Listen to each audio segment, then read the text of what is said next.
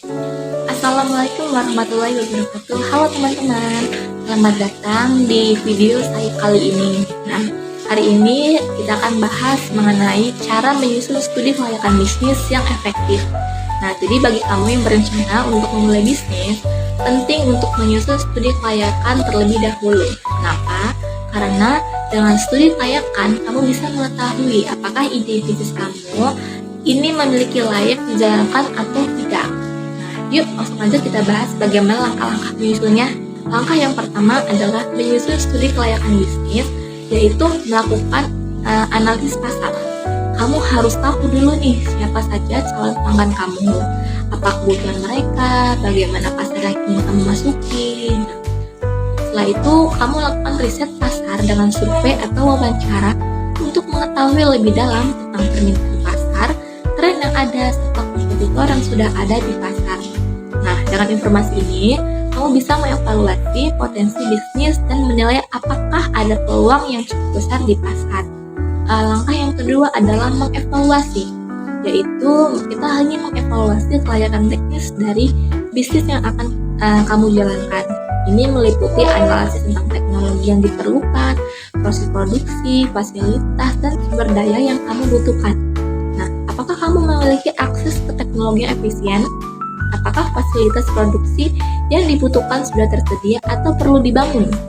Nah, evaluasi semua hal ini untuk memastikan bahwa bisnis yang kamu rencanakan itu bisa berjalan dengan lancar dan efisien. Langkah yang ketiga adalah menganalisis aspek keuangan.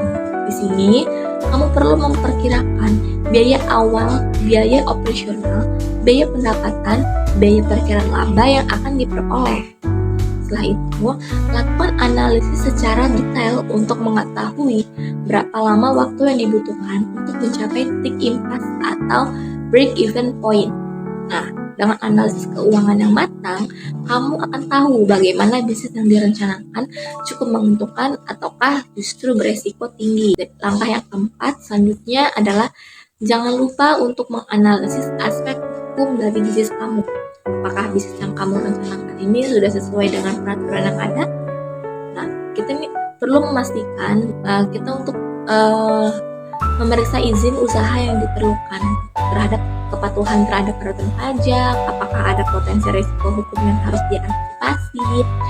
Ini penting untuk menghindari masalah hukum di masa depan yang bisa mengganggu kelancaran operasional bisnis kamu. Langkah kelima adalah evaluasi risiko atau mitigasi. Ini memungkinkan timbul dan merencanakan strategi mitigasinya, mengidentifikasikan berbagai jenis risiko yang bisa mengancam bisnis kamu, baik itu risiko keuangan, operasional, pasar, atau risiko lainnya. Setelah itu, buatlah rencana cadangan atau langkah-langkah mitigasi untuk menghadapi risiko tersebut. Hal ini penting untuk memastikan kelangsungan bisnis kamu menghadapi tantangan. Jadi itulah beberapa langkah untuk menyusun studi kelayakan bisnis yang efektif. Dengan menyusun studi kelayakan yang matang, kamu bisa mengurangi risiko dan memaksimalkan peluang yang ada. Semoga video ini bermanfaat. Terima kasih. Bye.